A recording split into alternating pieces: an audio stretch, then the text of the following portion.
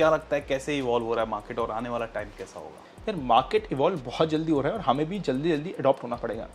आपने अगर मेरे को फॉलो किया थोड़ा बहुत भी या मेरे साथ जुड़े हुए हो ना, मैं हर साल 2 बार मुंबई या बैंगलोर जाता हूँ। ज़्यादा जाने की जरूरत नहीं होती, आप 15-15 दिन जाके वहाँ पे रुको, आपको पता चलता है कि एक्चुअली हो क्या रहा है इंडिया में। आप बाहर जाओ कहीं, उसको फाइनेंशियल नज़र से देखो, बहुत सारी चीज़ें बदल रही है।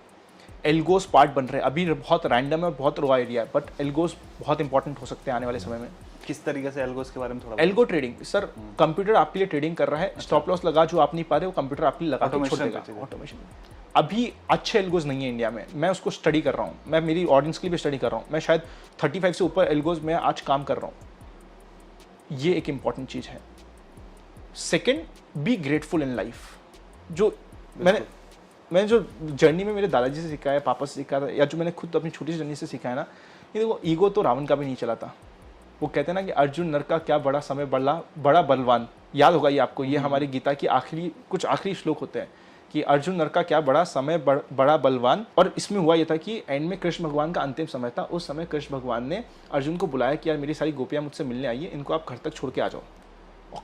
अर्जुन वॉज लाइक हाँ यार मैं छोड़ दूंगा, कोई मेरे रहते हुए कोई कुछ नहीं कर सकता। पर जब वो जा रहे थे ना, भील, इसके लिए आखिरी लाइन आती है, भीला कोसिया गोपिया वही अर्जुन वही बाण। मतलब समय इतना बलवान होता है कि भीलों ने भी अर्जुन को हरा दिया क्योंकि उसका समय सही नहीं चल रहा था। तो अपने समय पे गुरूर मत करो, बी हम्बल। और इवन अगर आप कुछ काम कर रहे हो ना, सिर्फ पैसों के लिए मत करो।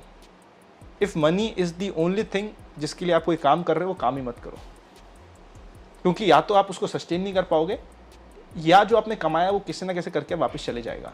फॉर एग्जाम्पल, अपन कंटेंट बना रहे हैं, आपको मजा आता है, आप कितना ट्रैवल कर रहे हो यार, दिल्ली से आप उज्जैन पहुंच गए, पता नहीं कहाँ कहाँ घूमते हुए आ रहे हो, और लखनऊ पहुंच गए, लखनऊ से आप कोटा आए हो, आप कोटा से आप बॉम्बे जाओगे या ब्यावर होते हुए जाओगे, तो ये आपको मजा आ रहा है।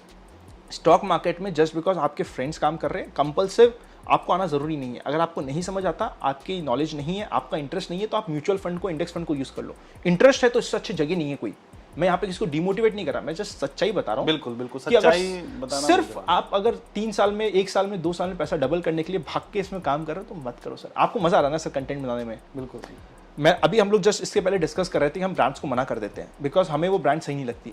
अगर हम सिर्फ वो पैसे कमाने के लिए कर रहे होते तो शायद हम वो ब्रांड्स भी कर लेते। बिल्कुल कर लेते। उसी तरीके से स्टॉक मार्केट में, मैं कंटेंट से स्टॉक मार्केट को जोड़ रहा हूँ, उसी तरीके से स्टॉक मार्केट में अगर आप सिर्फ पैसा कमाने के लिए आओगे, आप सट्टा भी मारोगे।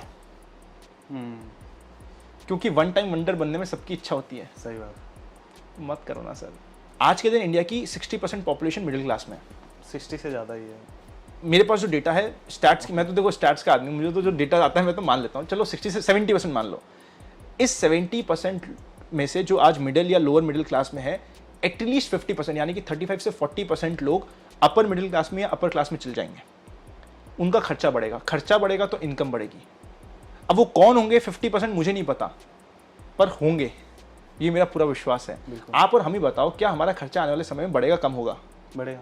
आपका बढ़ेगा खर्चा तो किसी का इनकम बढ़ेगी, किसी का खर्चा किसी की इनकम होती है। नॉर्मल मैथ्स है हमारी, मतलब अगर आप खर्चा कर रहे हो तो पैसा किसी की जेब में तो आएगा। हाँ। तो इंडिया ग्रो कर रहा है उससे। इंडिया की इकोनॉमी ग्रो कर रही है। ये 5 ट्रिलियन 10 ट्रिलियन ये सब नंबर्स बहुत छोटे रहने जाएंगे बहुत जल्दी।